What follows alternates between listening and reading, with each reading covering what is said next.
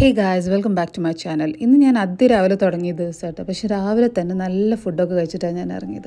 അപ്പം ഞാൻ രാവിലെ ഉണ്ടാക്കിയ മാക്രോണി സോസേജിനെ എന്തോ ഒരു കറി പോലെയാക്കി, പിന്നെ ഒരു പാറ്റൊക്കെ ഫ്രൈ ചെയ്തിട്ടാണ് കേട്ടോ ഞാനിപ്പോൾ ക്ലാസ്സിലെത്തിയിട്ടുള്ളത്.